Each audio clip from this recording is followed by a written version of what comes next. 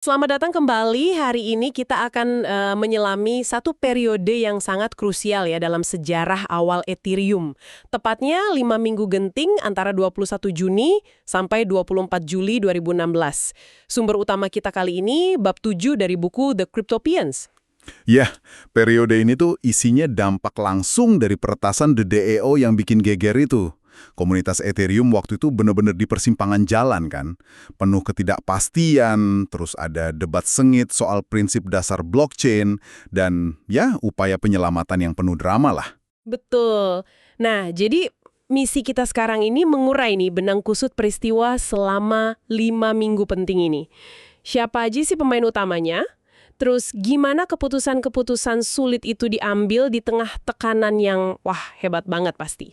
Dan yang penting juga, apa sih konsekuensi jangka panjangnya buat Ethereum yang kita kenal sekarang?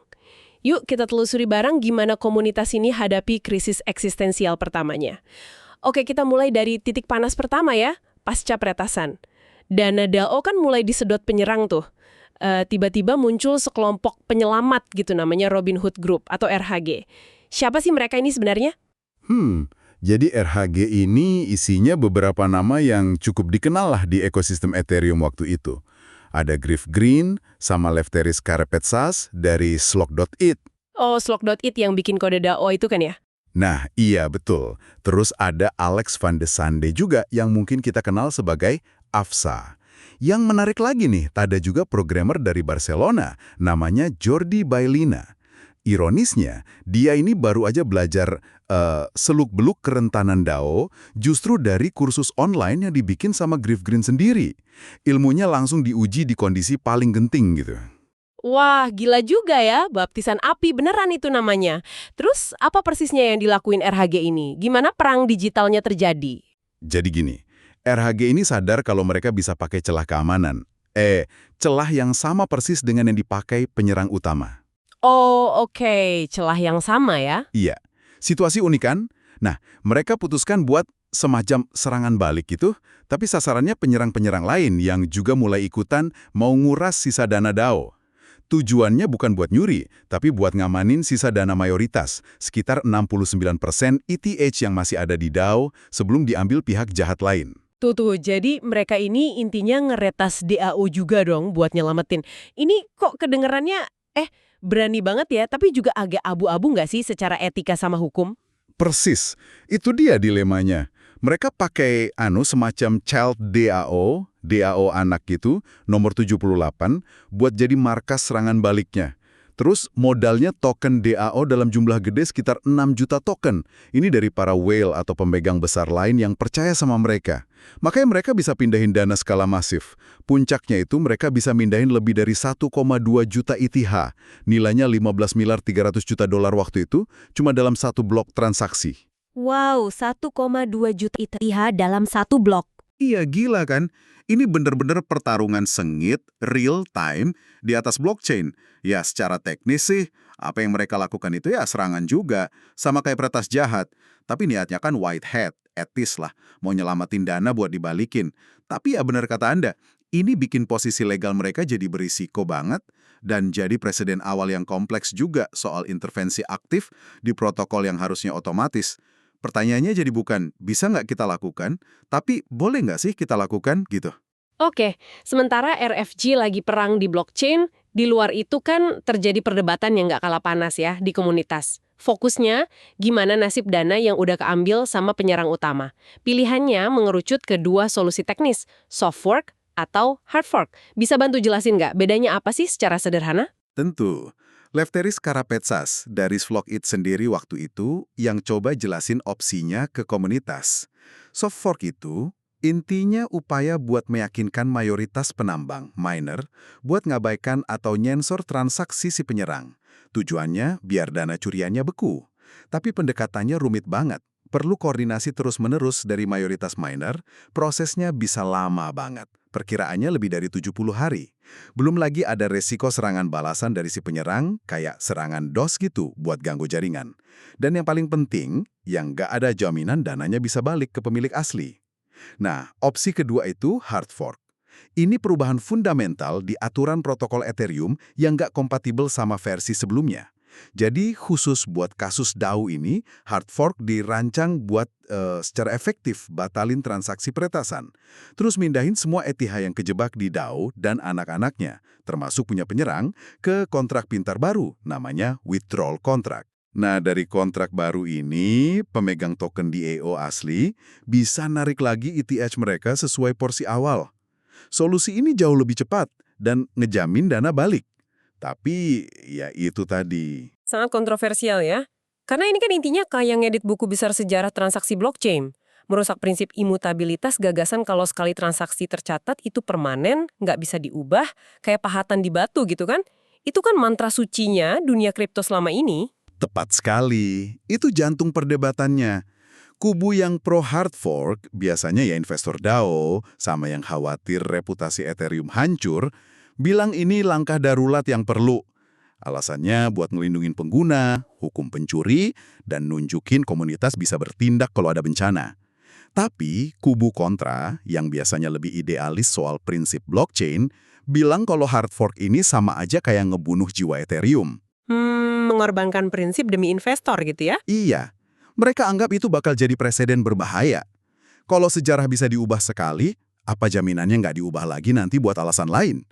Ini pertanyaan filosofis yang dalam banget memang. Dan kabarnya perdebatan ini nggak cuma soal teknis atau filosofis ya, tapi sampai panas ke urusan personal antar tokoh kunci.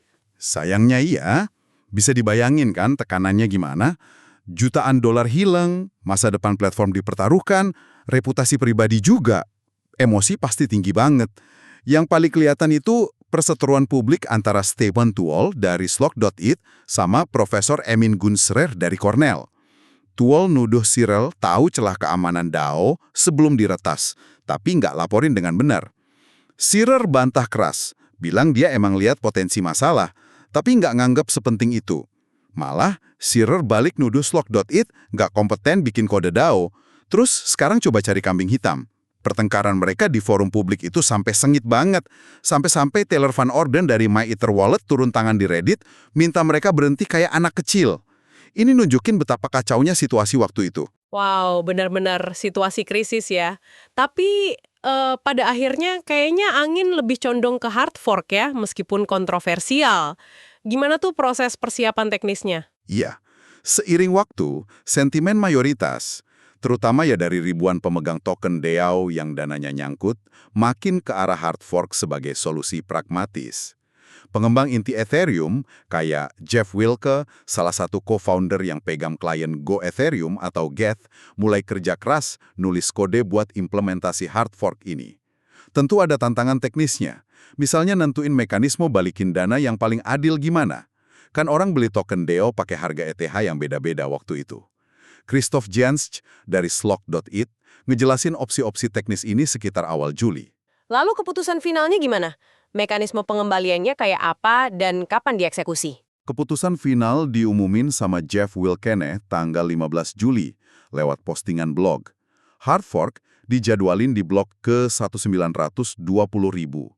Mekanismenya, semua ETH yang sisa di kontrak DAO utama sama semua child DAO terkait, termasuk yang dikuasai penyerang sama yang diamankan RHG, bakal dipindahin paksa ke kontrak baru, withdraw contract namanya.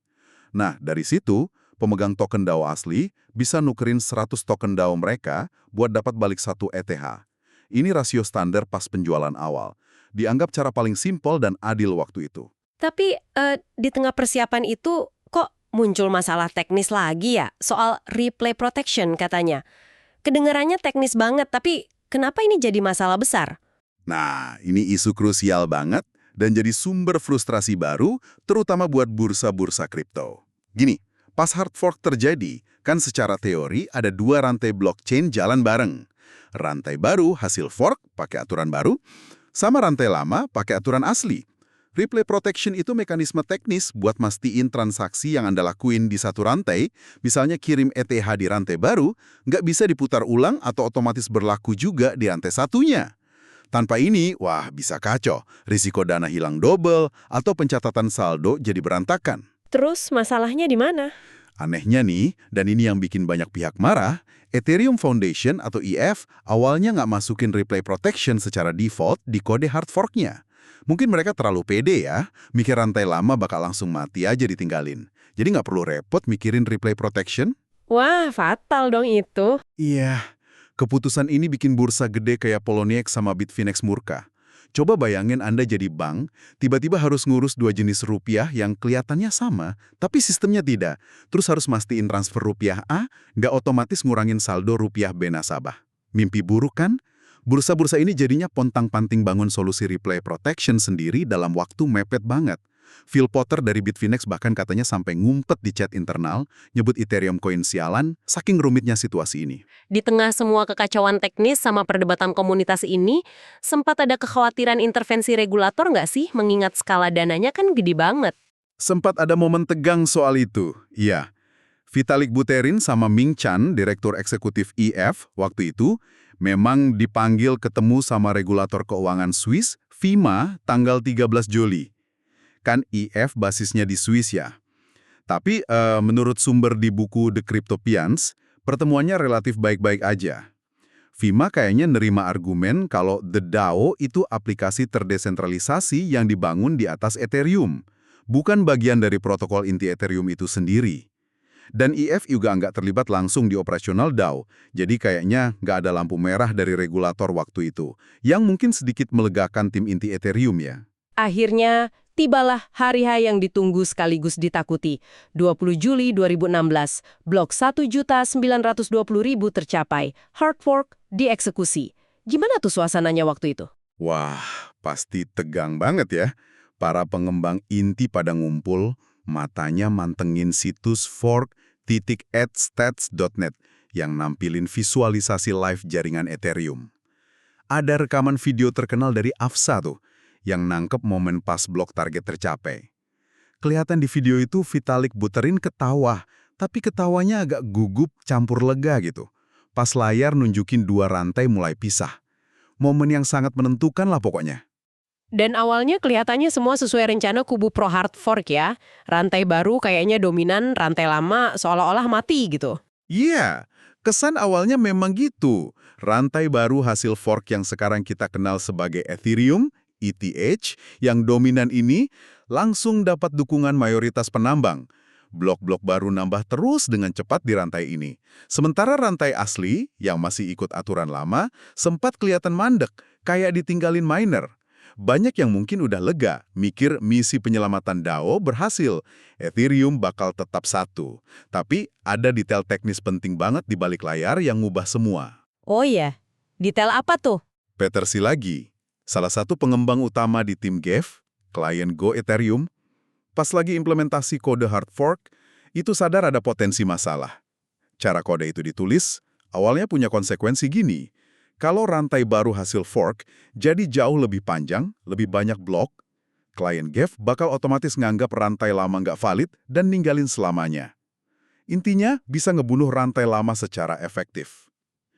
Nah, Szilagyi ini bikin perubahan kecil tapi signifikan banget di kode klien GEF. Perubahan ini intinya bikin node komputer yang jalanin software Ethereum tetap bisa milih buat ngikutin dan validasi rantai asli, meskipun rantai baru udah lebih dominan. Entah sengaja atau nggak sengaja, buat jaga opsi tetap terbuka, perubahan kode ini yang ngebuka pintu buat kelangsungan hidup rantai asli. Wah, ironis banget ya. Dan kabarnya malah ada perayaan sesaat setelah fork terjadi? Memang ironis, di hari yang sama pas hard fork, kebetulan lagi ada acara bootcamp teknologi blockchain namanya ICT di Cornell University. Di sana, Profesor Emin Gun Sirer, yang sebelumnya debat panas itu, malah muncul bagi-bagiin botol sampanye. Botolnya bahkan ditempelin label khusus ngerayain kesuksesan hard fork DAO. Vitalik Buterin yang juga ada di sana ikut bersulang. Ya, kalau lihat apa yang terjadi setelahnya, perayaan itu mungkin memang agak terlalu dini ya. Kenapa terlalu dini? Karena rantai asli yang harusnya mati itu ternyata nolak hilang gitu aja. Tepat sekali. Gara-gara perubahan kode krusial dari Peter Szilagyi tadi, dan juga, ini penting, adanya kelompok minoritas yang secara ideologis keras banget tentang hard fork. Mereka nolak buat upgrade software mereka ke versi hard fork. Rantai ini terus hidup, kemudian mulai dikenal sebagai Ethereum Classic atau ETC. Meskipun awalnya cuma didukung sebagian kecil penambang, Rantai ETC terus ngasilin blok baru, buktiin kalau dia masih berfungsi. Siapa aja sih orang-orang di balik dukungan buat Ethereum Classic ini? Apa motivasi utama mereka pertahanin rantai lama ini? Ini campurannya menarik nih. Penggeraknya itu kelompok puritan blockchain yang pegang teguh banget prinsip imutabilitas bahwa kode adalah hukum, code is law, dan sejarah transaksi nggak boleh diubah, titik. Salah satu tokoh vokal awalnya itu sosok anonim Arviku, pendiri media kripto Rusia, Bitnovosti. Buat mereka, hard fork itu pengkhianatan visi asli Ethereum. Nah, selain kelompok idealis ini, dukungan juga datang dari pihak lain. Beberapa kalangan Bitcoin maksimalis yang dari awal udah skeptis sama Ethereum, lihat ini sebagai kesempatan buat nunjukin kelemahan tata kelola Ethereum. Gregory Maxwell, pengembang Bitcoin Core terkenal, bahkan secara publik nawarin mau beli ETC dari Vitalik. Mungkin agak nyindir juga ya. Charles Hoskinson, salah satu co-founder awal Ethereum yang punya konflik sama tim inti, juga nyatain dukungannya buat ETC. Jadi, ya, campur aduk lah. Ada idealisme, rivalitas antar project, mungkin sedikit oportunisme juga. Oke, dukungan ideologi sama sebagian kecil miner mungkin bisa bikin rantai tetap jalan ya. Tapi gimana ceritanya ETC bisa benar-benar bangkit bahkan sampai mulai diperdagangkan sebagai aset terpisah? Itu kan langkah besar. Nah, disinilah peran satu bursa besar jadi krusial banget. Poloniex. Mereka ini salah satu dari sedikit bursa yang udah siap ngadepin kemungkinan ada dua rantai pasca fork. Termasuk udah nyiapin mekanisme replay protection internal mereka. Yang lebih penting lagi, banyak pemegang ETH gede, para whale, yang nyimpen aset mereka di Poloniex. Setelah fork, saldo ETH mereka kan otomatis keduplikat, jadi saldo ETC di rantai klasik. Para whale ini lihat ada potensi aset baru yang mereka dapat gratis, mulai nekan Poloniex buat buka pasar perdagangan ETC. Pengen bisa jual atau trading ETC inilah intinya. Oh, jadi lebih karena tekanan pasar dari pemain besar sama kalkulasi bisnis ya? Kemungkinan besar sih kombinasi beberapa faktor. Tekanan dari nasabah besar jelas ada bobotnya. Potensi pendapatan dari biaya transaksi aset baru ke ETC juga pasti menarik buat Poloniex sebagai bisnis. Bisa jadi juga ada faktor pandangan pribadi pendirinya Poloniex waktu itu, Tristan da Costa. Mungkin dia simpatik sama gagasan Code is Law atau ya sekedar jeli lihat peluang pasar aja. Apapun alasan utamanya, hasilnya ya langkah yang ngubah peta persaingan. Dini hari tanggal 24 Juli 2016, Poloniex bikin pengumuman yang ngejutin banyak pihak lewat Twitter. Mereka resmi buka pasar perdagangan buat pasangan ETC-BTC sama ETC-ETH.